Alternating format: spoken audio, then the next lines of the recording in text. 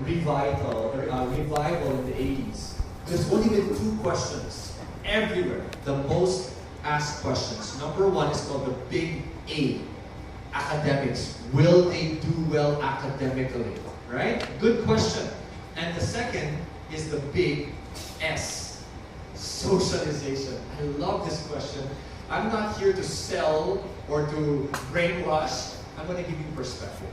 And I want to give you three perspectives on my favorite principle, classmates for socialization and friends. See, we've also had features in the news and they've asked questions like, paano yung mga bata na makipaglaro sa ibang bata? If they want to interact and relate and they're just homeschooling, what will happen? No more socialization, that's not healthy for them. Let's look at three perspectives. The first is on the board.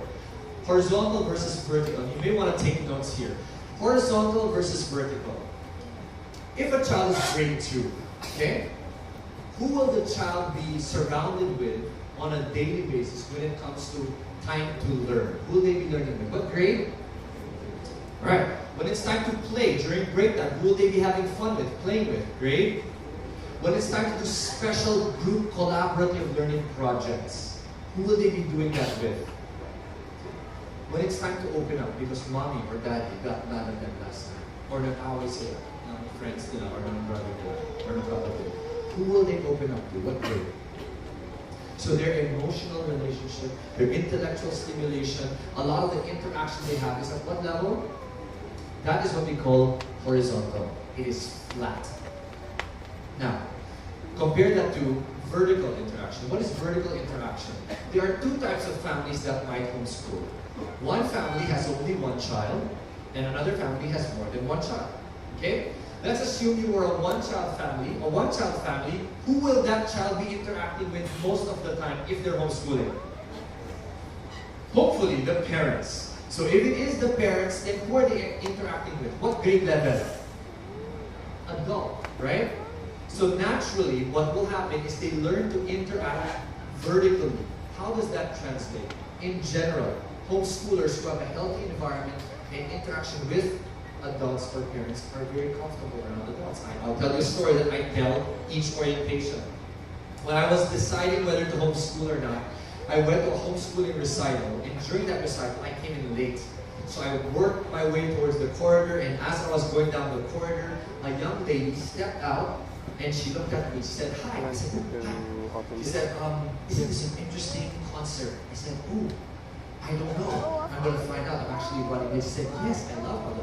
The lighting is done, the acting is so well done." I said, "Well, that's great. I'm going to try and catch that now." She's like, "Okay, it was so nice to meet you." I said, "Nice to meet you. How old are you?" She said, 6. I'm like, "Oh, all right, good." And then I sat down and I said, "Wow, these young homeschoolers are very comfortable around adults." Why? Because they are stretched vertically. Are you with me so far? Now, if you are the second type of homeschooling family with many kids, more than one, like our home, let me show you what it looks like. So my middle child, Titus, right? 2 boys, 2 girls, and then right smack in the middle is Titus. So Titus, to show you vertical interaction among siblings, when it's time to play with his brothers, they do archery, they do soccer, they do white tie, they even do violin. When he does that, and the brothers tell him, "Come on, Titus, let's go play." He puts his chest out, he says, "Okay," and he tries to be tough. And then he wrestles and he goes and he plays with his older brothers. But when his younger sister particularly, Tiana, will say, "Titus, can you help me? Let's play with my dollhouse." What will Titus do? "Okay, Tiana, let's go." And then he'll go and he'll change his tone. He learns to interact downwards. And he learns to interact upwards with his older brothers. What is that? That is vertical interaction. So, that is the first perspective on socialization. Which one would you prefer? Second perspective is the name or the term socialization itself. Psychologists will define socialization, from our understanding, as the ability of a child to conform. What does that mean? Grade 2 student, in the classroom, ability to conform. All the students will make noise. Rah! What will your child do? Rah! And then the teacher gets upset, tells them to be quiet. Everybody's quiet. What will your child do? Ability to conform. Socialization. Versus social development. Social development is the ability of the child to choose the right behavior when they're around others. So let's assume you are good parents. You look like good parents, okay? So you're talking to your child, you're saying, okay, anak, my child, it's going to be a birthday party at Lola's house. Lola has all these antiques in her living room. So when you're with your cousins and friends for the birthday party, do not run in Lola's living room, okay? Yes, Mom. And don't touch the big vases, okay? Yes, Mom.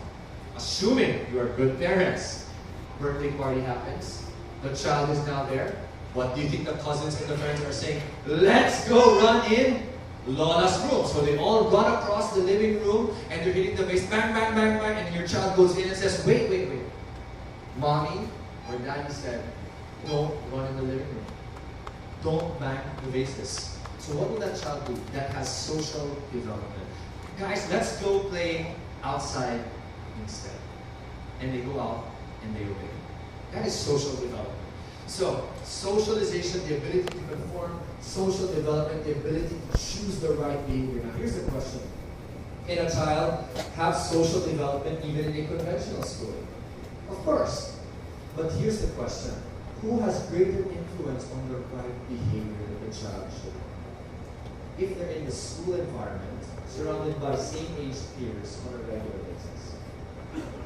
Perspective number 2. Last perspective on socialization. This is my favorite from a hero of mine.